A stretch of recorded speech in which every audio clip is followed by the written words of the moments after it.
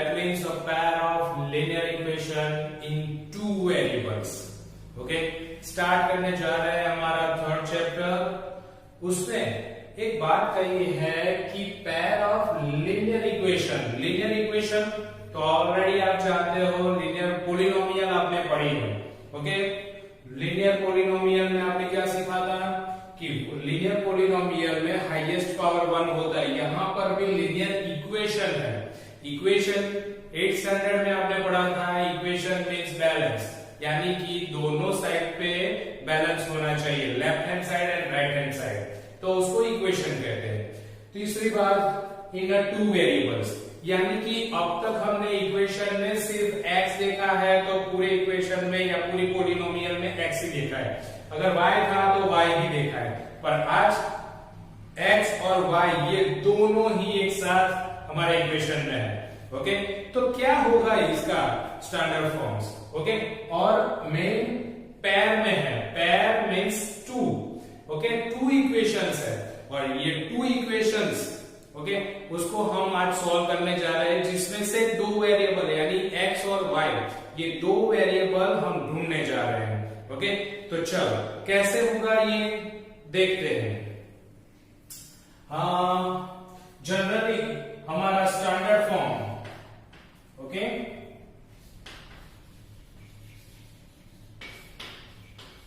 अगर standard form देखा जाए linear equation in two variable का, linear that means highest power 1, ये फाइनल है, that means a1x plus b1y plus c1 is equal to 0। This is our equation number 1। Okay, ये हमारा equation number 1 है।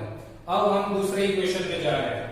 हमारा दूसरा equation a2x plus b2y plus c2 is equal to 0। इसमें एक condition है। कौन सी कंडीशन?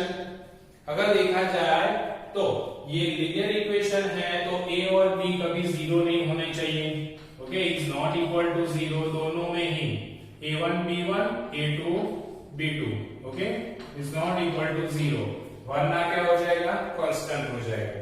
चल, तो ये हमारा दूसरा equation, second equations. Okay, first equation and second equations. यहां पर आप देख सकते हो ये स्टैंडर्ड फॉर्म मैंने लिखा है किसका? पेयर। पेयर मींस दो। लीनियर इक्वेशंस, ये पूरा लीनियर इक्वेशन है, is equal to 0, that means यहां पर जो भी होगा उसका addition subtraction is equal to 0 होगा ही। ओके, दैट इज इक्वल है linear equations in two variable x और y, ये दो वेरिएबल्स है। ओके, यानी कि इस पूरे चैप्टर्स में हमें ऐसे दो इक्वेशन मिलने वाले हैं। ये दो इक्वेशन हम जब भी देखेंगे उसको सॉल्व करेंगे और उसमें से क्या ढूंढना है, हमें क्या फाइंड आउट करना है? तो x और y फाइंड आउट करने हैं। दोनों में ही, दो इक्वेशन में x एंड y दोनों ही सेम है। ओके, तो ये x एंड y हमें पूरे चैप्टर में फाइंड आउट करना है। कैसे करेंगे? चल, तो फिर स्टार्ट करें। ओके, स्टैंडर्ड फॉर्म देख लिया हमने। अब बात करते हैं हम कैसे फाइंड आउट करना है। पर फाइंड आउट करने से पहले मैं आपको बता दूं कि यहां पर linear equation in two variables हमने जो देखा है वो जनरली फर्स्ट मेथड जो उसकी है सॉल्व करने की, उसमें ग्राफ ड्रॉ किया जाता है। Okay, that is a graphically method. Graphically method में तीन बातें हैं।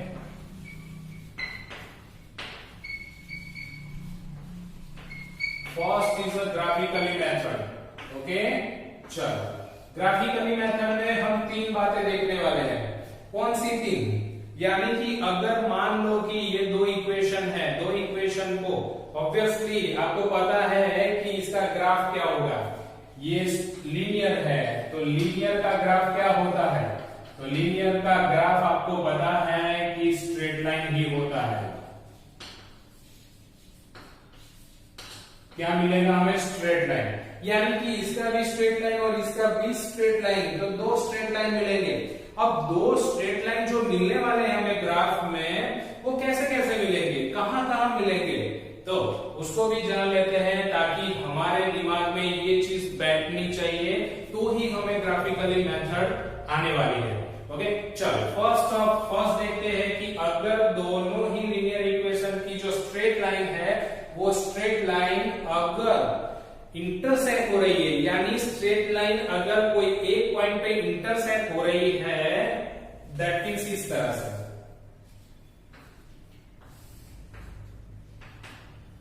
ये स्ट्रेट लाइन अगर एक पॉइंट पे इंटरसेक्ट हुई तो अब दूसरे कहां पे जाके दूसरे पॉइंट पे इंटरसेक्ट होगी।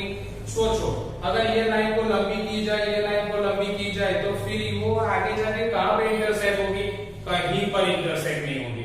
इसका मतलब कि ये एक बार इंटरसेक्ट हो गई तो फिर कभी भी इंटरसेक्ट नहीं होगी, क्योंकि ये लाइन इस तरफ जाएगी, ये लाइन इस तरफ जाएगी, ये लाइन यूं जाएगी और ये लाइन इस तरफ जाएगी। वो आगे जाके कभी भी मीट नहीं होने वाली।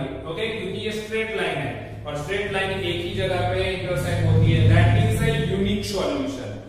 जिस जगह पे इंटरसेक्ट होती है वो हमारा सॉल्यूशन है। तो कितने सॉल्यूशन मिलने वाले हैं यहाँ पर? That is a unique solution. ये यूनिक क्या है? यूनिक का मतलब होता है one and only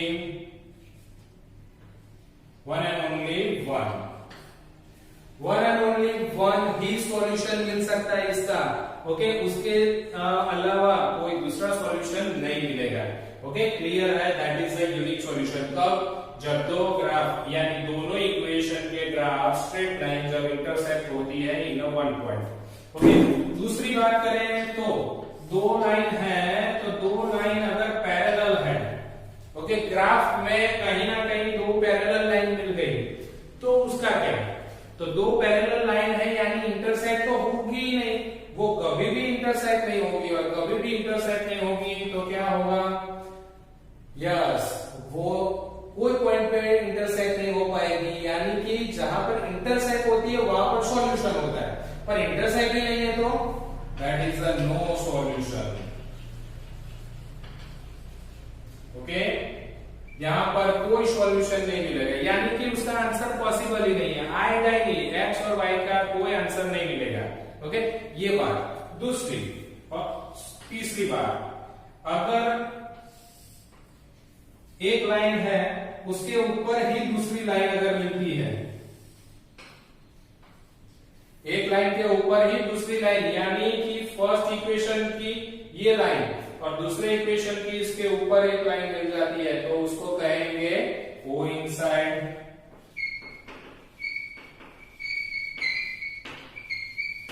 coincide lines means क्या?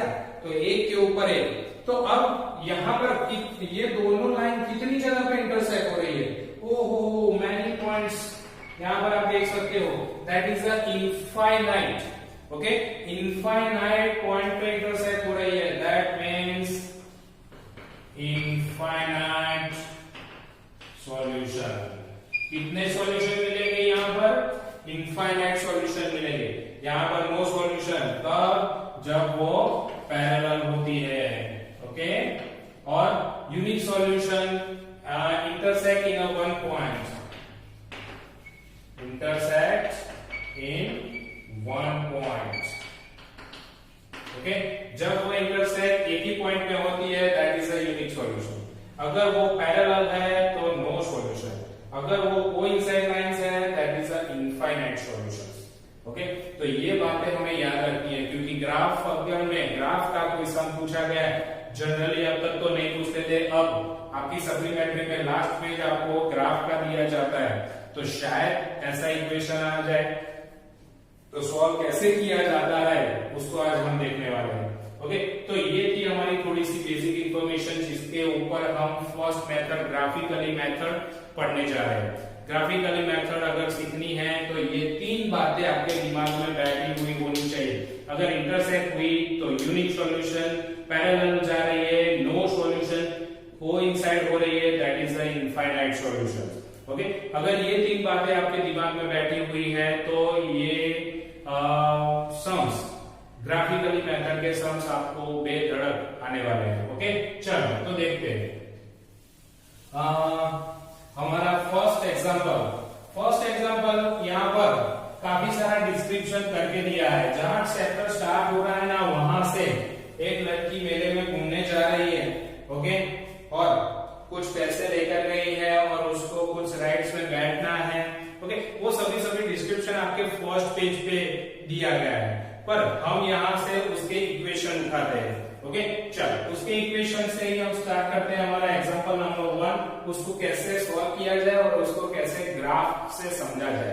ओके, चलो तो एग्जांपल नंबर 1, इक्वेशन बन रहा है y is equal to 1/2x।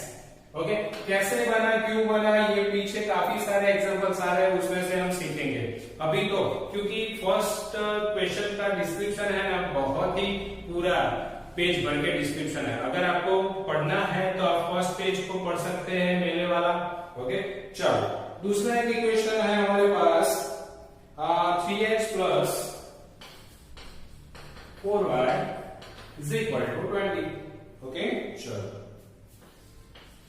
Okay, ये दो इक्वेशन को हम लेके अब ग्राफिकली मेथड को सॉल्व करने जा रहे हैं, यानी कि यहाँ पर 3.1 और 3.2 दोनों ही सेम जैसे ही है। ओके, पर उसमें एक थोड़ा सा फर्क है 3.2 में, वो भी हम वहां पर देखेंगे। चलो इसको अब सॉल्व करते हैं। अब दो इक्वेशन दिए हैं, उस दो इक्वेशन में जनरली यहाँ पर तो y is equal to 1/2x ऐसा इक्वेशन डायरेक्टली दे दिया है। ओके, तो ये इक्वेशन कई बार हर बार हमें ऐसा ही इक्वेशन मिलने वाला है। अब इसे इक्वेशन में से हमें x फॉर्म या y का फॉर्म बनाना है, यानी फॉर्मूला बनाना है। उस फॉर्मूला को क्या करेंगे हम देखते हैं।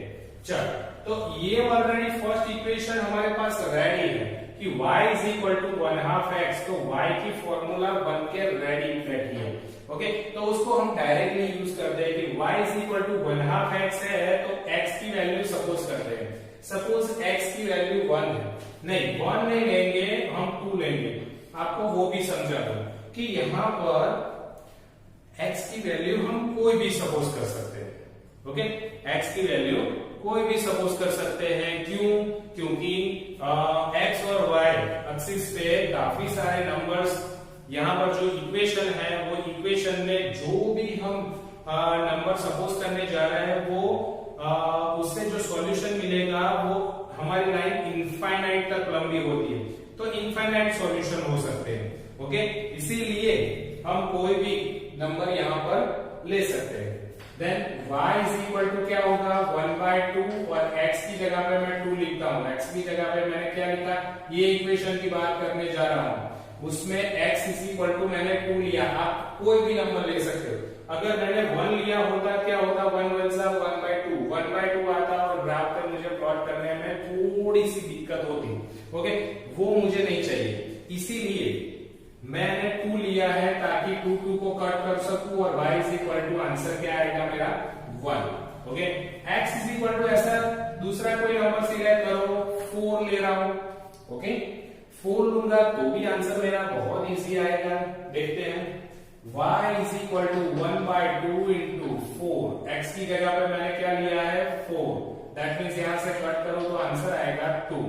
As it is x is equal to 0 भी ले सकता हूं मैं, कोई भी नंबर, इंटीजर में से कोई भी नंबर आप ले सकते हो, पर इतना याद रखना है कि जो भी नंबर लो ना उसका आंसर फ्रैक्शन में नहीं आना चाहिए। अगर फ्रैक्शन में आता है तो उसको प्लॉट करने में थोड़ी मजा नहीं आती। ओके, थोड़ा टफ हो जाता है।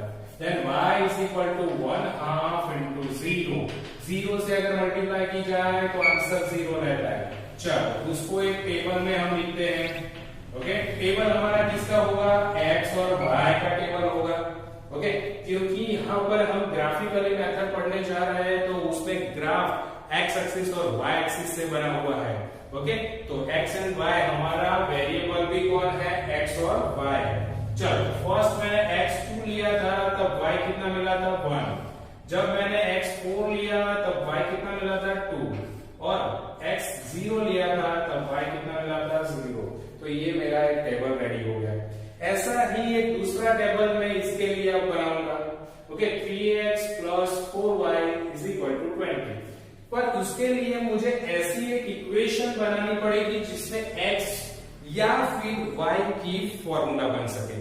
ओके, चलो देन 3x को मैं इस तरफ रखता हूं, 4y को इस तरफ ले जाता हूं, 20 माइनस 4y, यहाँ पर प्लस 4y था, वो इस तरफ गया तो माइनस 4y बन गया।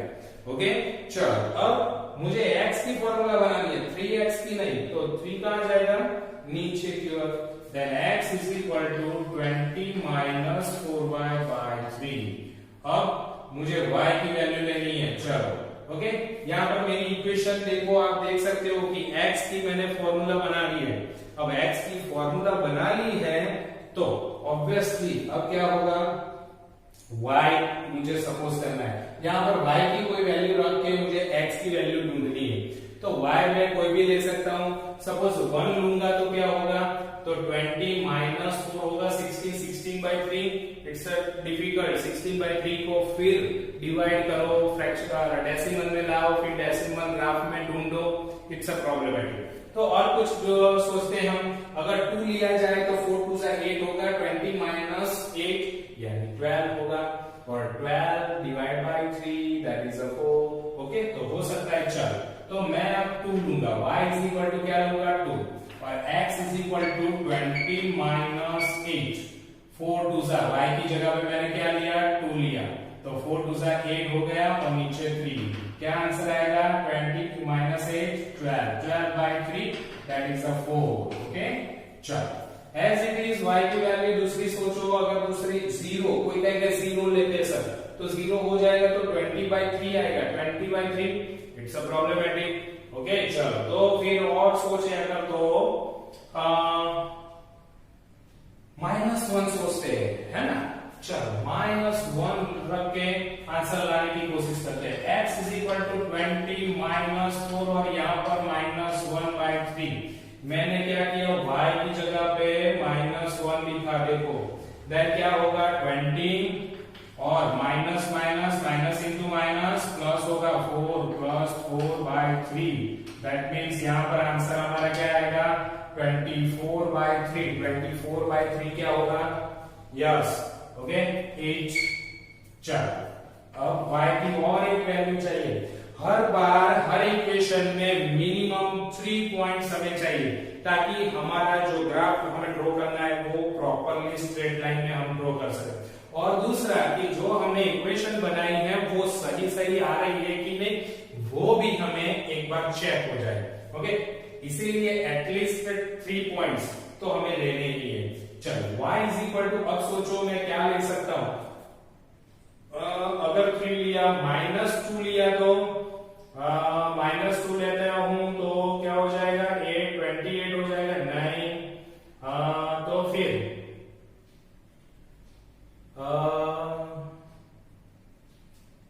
सोचो 4 4 जा 16, 16 से कट होगा। चलो 4 लेते हैं। ओके, चलो x is equal to 20 minus, okay 4 लिया, यस -4 लेते हैं। चलो 4 माइनस 4, ओके, और डिवाइड बाय 3 क्या होगा, 20 minus minus plus 16 by 3 that 36 by 3 then 12। Okay, चलो टेबल बना देते हैं हमारा। टेबल में क्या आएगा, x और y। चलो इसका फर्स्ट x कितना था, 4, ओके, तब y कितना था, 2। सेकंड 8x था, तब y कितना था, -1, और थर्ड वाला x कितना है, 12, तब y कितना था, -4। चलो ये दो टेबल को लेके अब हम जा रहे हैं ग्राफ की ओर। ओके, चलो तो ग्राफ में हम कैसे प्लॉट करेंगे इसको देख लेते हैं। ओके, चलो ग्राफ में यहां पर 1 2 3 4 5 6 7 8 9, ओके, यहाँ पर -1 -2 -3 -4 -5 -6, हियर 1 2 3 4 5 6 7, ओके, यहाँ पर -1 -2 -3 -4 -5 -6। ये तो हमारी नंबर लाइन है, ऑलरेडी आप 5 6 7 में पढ़ चुके हैं। y एक्सिस में भी ऊपर की ओर पॉजिटिव और नीचे की ओर नेगेटिव, ये कॉमन बात है। चलो अब इसको लेके हमारा फर्स्ट टेबल हम प्लॉट करने जा रहे हैं। फर्स्ट टेबल में x2 लेना है और y1 लेना है। तो ये हमारी x एक्सिस है और ये हमारी y एक्सिस है। तो x एक्सिस पे हमें x एक्सिस पे पहले कौन लेना है 2 और y एक्सिस पे 1। तो x एक्सिस पे ये रहा 2 और y एक्सिस पे 1 ये रहा, दोनों कहां मिलेंगे यहाँ पर। ओके, ऑलरेडी आपने 9th चैप्टर में कोऑर्डिनेट ज्योमेट्री 9th स्टैंडर्ड में 3rd चैप्टर कोऑर्डिनेट ज्योमेट्री पढ़ लिया था, वहां पर इस तरह से ही प्लॉट करते थे, है ना। चलो फिर 4 और 2, x का 4 y का 2, x का 4 और y का 2। यहाँ पर मैं जो ले रहा हूँ वो विदाउट स्केल ले रहा हूँ। यहाँ पर मैं स्केल से नहीं ड्रॉ किया, प्रॉपर 1 सेंटीमीटर से नहीं ड्रॉ किया, रैंडमली ड्रॉ कर रहा हूँ। ओके चलो, और 0 0 है, इसका मतलब यहाँ पर ये 0 0, इन तीनों को जोड़ दिया जाए तो एक ग्राफ मिलेगा इस तरह से। ओके, ये किसका ग्राफ आया हमारा, ये अगर देखा जाए तो y = 1/2 x। ओके, इस इक्वेशन का ये ग्राफ मिला। कैसा मिला हमें, स्ट्रेट लाइन मिला, क्योंकि लीनियर इक्वेशन है, linear equation always straight line ही मिलती है। ओके चलो, अब दूसरे की बात करते हैं। ये दूसरा टेबल, x के ऊपर 4 और 2, देन 4 x के ऊपर और 2 ये रहा। ओके चलो, फिर 8 और -1, x एक्सिस पे 8 और -1 नीचे की ओर यहाँ पर मिलेगा। ओके, और दूसरा है 12, x एक्सिस पे 12, ओहो बाहर जाएगा, और y एक्सिस पे -4। ओके, तो यहाँ पर मान लो कि आपको मिलने वाला है 4 के सामने। ओके चलो, बाहर की ओर मिल रहा है, उसको अगर जोड़ दिया जा रहा है तो इस तरह से। ओके चलो, तो यहां पर ये जो इक्वेशन हमें मिला वो कौन सा इक्वेशन मिला हमारा, 3x + 4y = 20। ओके चलो, इन दोनों का ये इंटरसेक्टिंग पॉइंट है। आप देख सकते हो दोनों ही ग्राफ एक दूसरे को इंटरसेक्ट कर रहे हैं, that is a unique solutions. मैंने आपको 3 पॉइंट सिखाए थे आगे। ओके, वही 3 पॉइंट यहाँ पर ये ग्राफ बन के सामने आ गए। अब हम जान सकते हैं कि यहाँ पर एक ही ये लाइन और कहीं पर भी इंटरसेक्ट नहीं होने वाली। Okay, that is a unique solution, यानी एक ही सॉल्यूशन मिलेगा। इस ये दो इक्वेशन का एक ही सॉल्यूशन मिलेगा। कौन सा, x एक्सिस पे कौन सा है 4 और y एक्सिस पे कौन 2। दैट मींस x = 4 और y = 2। ओके, तो ये रहा हमारा सॉल्यूशन, x = 4 और y = 2। हम दोनों में ही देख सकते हैं। ओके, तो ये हमारा क्लियर, यहाँ पर यूनिक सॉल्यूशन मिल रहा है 4 और 2। चलो, तो इस तरह से हम काफी सारे दूसरे की सॉल्यूशन को सॉल्व कर सकते हैं। ओके चलो, थोड़ा सा आगे बढ़े, एग्जांपल नंबर 2 की ओर। एग्जांपल नंबर 2 जो है वो भी ऐसा ही है। ओके, एग्जांपल नंबर 2 को अगर देखा जाए, आपकी टेक्स्ट बुक में आपके पास ही होगा। मैं यहाँ पर पूरा इक्वेशन नहीं लिख रहा हूं, पर आपको पूरा इक्वेशंस है आपके सामने। Okay, Romila went to a stationery shops and purchased 2 pencils and 3 erasers. Romila, okay? Romila क्या कर रही है? He is she purchased pencils, okay, and 2 eraser. Okay, 3 pencils and 2 erasers. चलो, फिर उसका टोटल जो होता है वो ₹9। वो कितने रुपीस दे रही है, 9 रुपीस दे रही है। मैं आपको पूछूं कि वो 3 पेंसिल्स लेके आई है, ओके, और 2 इरेजर लेके आई है। ओके, अब एक पेंसिल की प्राइस क्या होगी, पता है आपको? नहीं, मुझे भी नहीं पता। एक इरेजर की प्राइस क्या होगी? नहीं, मुझे भी नहीं पता। तो चलो उसको हम सपोज करते हैं। ओके, चलो suppose cost of one pencil is rupees X and cost of one eraser is rupees Y. Okay, चल दैट मीन्स अब रोमिला की बात हम कर रहे हैं तो रोमिला में ही इक्वेशन बनाना है। उसमें अगर देखा जाए तो वन पेंसिल लेके आ रही। चलो मैं आपको बोलूं कि एक पेंसिल की प्राइस मुझे नहीं पता, पर सिर्फ बोल रहा हूं कि अगर एक पेंसिल की प्राइस 2 रुपए है, ओके 2 रुपए है तो वो 3 पेंसिल लेके आई है, तो पेंसिल के कितनी प्राइस है उसने पे की होगी। ओह 6, आपको पता चल गया, कैसे पता चला? तो आपने क्या किया, number of pencil multiply price. तो यहां पर भी हमें क्या करना है, नंबर ऑफ पेंसिल्स कितनी है 3 और उसकी प्राइस क्या है x, तो इसका मतलब 3 into x 3x करना चाहिए, तो वो पेंसिल की प्राइस मिलेगी।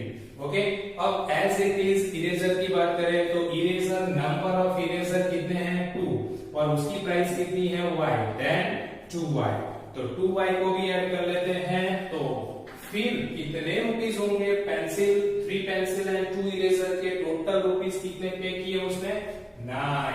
This is our equation number 1। Okay, अगर आगे देखा जाए then he friend Sonali shows, अब वो अपनी फ्रेंड सोनाली को दिखाती है। सोनाली कहती है ओ बहुत अच्छे है, मैं भी जाऊंगी इस शॉप पे। वो उस शॉप पे जाती है और वहां से पेंसिल और इरेजर देखती है तो काफी सारे नए पेंसिल्स और इरेजर के जो मॉडल्स हैं वो आ चुके हैं। अब वो नए नए पेंसिल्स और इरेजर को लेके आती है।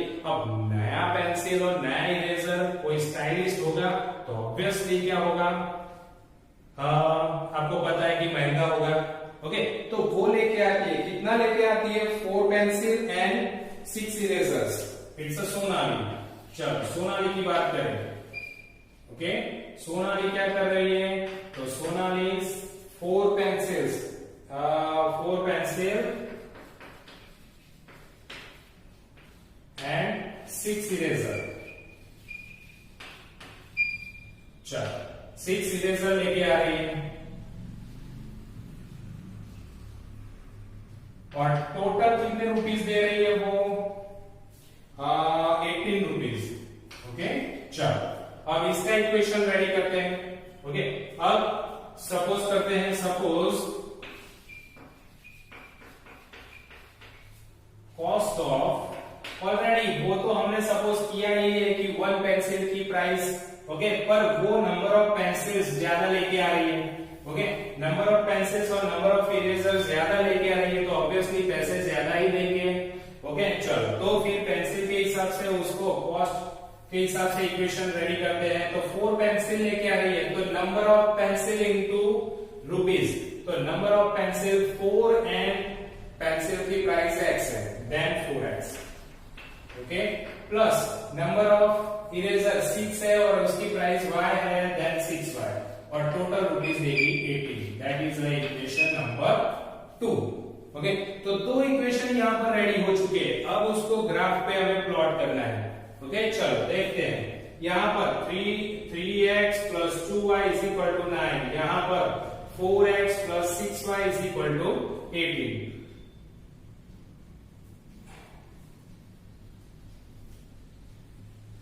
4 पेंसिल और सॉरी यहां पर 2 पेंसिल और 3 इरेजर है। ओके, 2 पेंसिल और 3 इरेजर है, तो यहां पर भी 2 पेंसिल एंड 3 इरेजर आएगा। ओके, चलो तो अब इक्वेशन बराबर है दोनों की। अब क्या करते हैं देखते हैं। तो आप देखोगे कि फर्स्ट इक्वेशन है 2x plus 3y is equal to 9। Okay, और दूसरा इक्वेशन है हमारे पास 4x plus 6y is equal to 18। इसका मतलब कि अगर मैं यहाँ पर आप देखा जाए तो इन दोनों में से कॉमन कुछ दिख रहा है आपको? यस, इन दोनों में से 2 कॉमन दिख रहा है, तो 2 मैंने कॉमन निकाल दिया। 2x plus 3y is equal to 18। अब ये 2 यहाँ पर नीचे डाल दूं तो क्या होगा, 2x plus 3y is equal to 9। तो अगर देखा जाए तो ये इक्वेशन नंबर 3 और इक्वेशन नंबर 1 आप कंपेयर करो, yes it is the same. अगर दोनों ही इक्वेशन सेम है तो अब मैं ग्राफ पे प्लॉट करूंगा तो क्या मिलेगा मुझे, ग्राफ पे मुझे सेम इक्वेशन, यानी कि इसमें से अगर इक्वेशन बना के जो भी वैल्यू लिखूंगा वही यहां पर भी वैल्यू अप्लाई होगी। ओके, तो इसका मतलब कि यहां पर जो ग्राफ मिलने वाला है वो क्या मिलने वाला है, चलो सॉल्व करके देखें। तो 2x plus 3y is equal to 9, यानी कि 2x को इक्वेशन बनाए या 3y को इस तरफ ले जाए, 9 minus 3y। ओके, 2 को नीचे लाते हैं, x is equal to 9 minus 3y by 2। Okay, चलो वैल्यू रखते हैं, x की वैल्यू सोचो, y की वैल्यू सोचनी है हमें, तो y की वैल्यू क्या रखेंगे, यहां पर अगर 1 रखेंगे तो 9 minus y is equal to x is equal to 9 minus 3 by 2, that is a 6 by 2 and 3। Okay, चलो y is equal to अगर 0 रखा तो 9 by 2 आ जाएगा, that is a problematic। चलो फिर यहाँ पर और कुछ सोचो, 2 जा तो 6 आएगा, 6 होगा तो 3 by 2 हो जाएगा। यहाँ पर माइनस सोचते हैं तो क्या होगा, -1 होगा तो 9 plus 3 12 हो सकता है, then -1। Okay, then x is equal to 9 minus minus plus, okay, then 2 is equal to 12 by 2 6। okay, चलो y की एक और हमें वैल्यू चाहिए अब, और कौन सी होगी, अगर 3 लेते हैं तो 3 3 से 9, चलो then x is equal to 0 by 2, that is a 0। okay, चलो टेबल हमारा रेडी हो चुका है, यहाँ पर x और y, अब x हमने क्या लिया था 3, तब y क्या था 1, x हमने 6 आया तब y क्या था -1, और 0 आया x तब y क्या था 3। ओके, चलो इक्वेशन को हम प्लॉट कर देते हैं हमारे ग्राफ के ऊपर, यहाँ पर 0 1 2 3 4 5 6 7। ओके, 1 2 3 4 5 6 7, यहाँ पर -1 -2 -3 -4, ओके, -5। ओके, यहाँ पर -1 -2 -3 -4 -5 -6। ओके, चल अब यहाँ पर प्लॉट करते हैं 3 और 1, x को 3 और y 1, यानी यहाँ पर आएगा वो पॉइंट, फिर 6 और -1 यानी नीचे की ओर आएगा। ओके, और 0 और 3, 0 और y एक्सिस पे 3, ये रहा। ओके, चलो इन तीनों को जोड़ दिया जाए तो इस तरह से हमारी लाइन बनेगी। एज इट इज ये फॉर्मूला में से बनाया और ये फॉर्मूला, दोनों में कोई फर्क नहीं है, इसका मतलब दूसरा भी ग्राफ कहां पे आएगा, इसी लाइन पे आएगा। दैट मीन्स कोइंसाइड हो रहे हैं, कोइंसाइड हो रहे हैं, इसका मतलब इनफाइनाइट सॉल्यूशन।